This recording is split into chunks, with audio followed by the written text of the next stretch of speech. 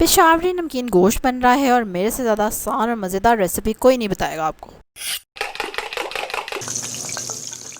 बिस्मिल्लाहिर्रहमानिर्रहीम, अस्सलाम वालेकुम, वेलकम टू माय चैनल। और आज मैं ज़बरदस्त सा नमकीन गोश्त बना रही हूँ आपके लिए। यही रेसिपी इंग्लिश में देखनी है तो नीचे लिंक है मेरे इंग्लिश चैनल का।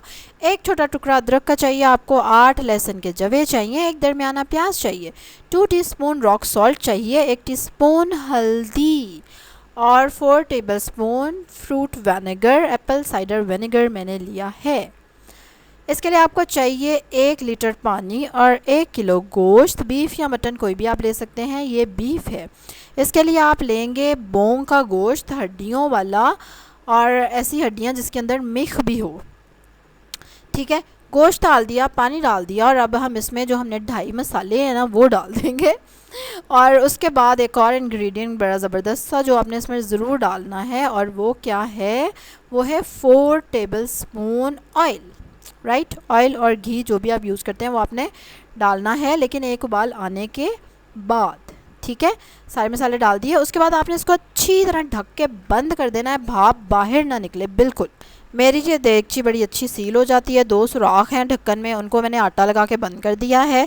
और अगर ऐसा नहीं है आपके पास कोई बर्तन, तो आप आटा सारा देगची के किनारों पे लगा के फिर ऊपर ढक्कन बंद कर दें, तो उससे भी वो सील बंद हो जाएगा। इसको 4 घंटे आपने हल्की आंच पे पकने देना है, फिर ही सही जायका निकल के आएगा। ठीक है, और उसके बाद आपने इसमें डाल देनी है 1 टीस्पून काली मिर्चें और ढक्कन दे देना है, 10 मिनट और पकाना है। और बस ये लो, तैयार हो गया नमकीन गोश्त। ये बड़ा कोई मुश्किल काम था, देखा कितना इजी है, वेरी इजी रेसिपी। और ज़्यादा ज़बरदस्त नमकीन गोश्त बनाने के लिए ज़रूरी है कि गोश्त जो है ना बड़ी अच्छी क्वालिटी का हो, जो कि आपको ईद पे ही नसीब होगा जब आप अपने हाथों से कुर्बानी करेंगे। ठीक है, तो इसलिए ये सारी रेसिपियाँ आप बनाएंगे ईद पे, लिस्ट बनाते जाएं। और याद रखें कि गोश्त रखना है बोंग का, हड्डी वाला, बड़े बड़े पीसेस, और उनसे आपने ये रेसिपीज़ दोनों ट्राई करनी है, एक नमकीन गोश्त और एक कुन्ना गोश्त। और एक इंशाल्लाह ईद पे, ईद वाले दिन या दूसरे दिन, क्योंकि मैं ईद कुर्बानी के गोश्त का इंतज़ार कर रही हूँ जब मैंने बनाना है, वो क्या उसको कहते हैं, दम पुख्त। यस, चलो जी, कल एक और मज़े की रेसिपी के साथ आपसे मुलाकात होगी। तब तक के लिए अल्लाह हाफिज़।